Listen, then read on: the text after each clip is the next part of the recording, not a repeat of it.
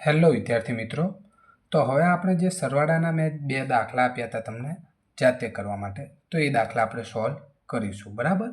પહેલો તો એકદમ સાદો અને સિમ્પલ, 6 + 1. તો પહેલાં શું કરીશું, 6 લાઈન અહીંયા દોરીશું. 1 2 3, 1 2 3, 6 થઈ. 3 + 3 6, અને આ 1 એટલે 7 થઈ. તો જો 1 2 3 4 5 6 અને આ 7. તો જવાબ શું આવશે? 7. હવે પહેલાં 5 છે તો 5 દોરીશું. 1 2 3 4 5. પછી કેટલી છે? 3. તો 1 2 અને 3. તો આ બધી લાઈનોનો સરવાળો કરીશું. 1 2 3 4 5 6 7 અને 8. તો 8 થઈ ગયું. અહીંયા 2 છે અને 1 છે, તો 1 2 અને 1. બરાબર. તો કે 1 2 અને 3. તો શું થશે? તો કે 387 પહેલાંનો જવાબ. હવે આવશે બીજાનો જવાબ. આપણે લખીએ કે શું આપેલું છે? 5 + 6. તો એ થોડીક જગ્યા છોડીને અહીંયા દોરીશું. તો કે પહેલાં શું કરીશું? 5 લાઈન 1 2 3 4 5, 1 2 3 4 5 6 થઈ ગયું.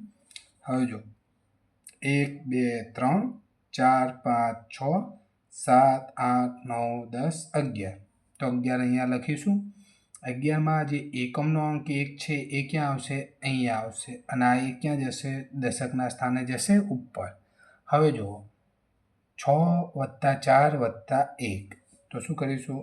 1 2 3 4 5 6, 1 2 3 4 1, 1 2 3 4 5 6 7 8 9 10 11. પાછા 11 આવ્યા.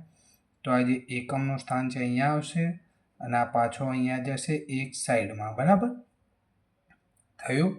હવે જુઓ 9 + 5 + 1 એટલે શું થાય? 9 ને 1 10, 10 ને 5 15. તો 15 પાછા અહીંયા લખાશે. તો આ 5 ક્યાં આવશે? નીચે.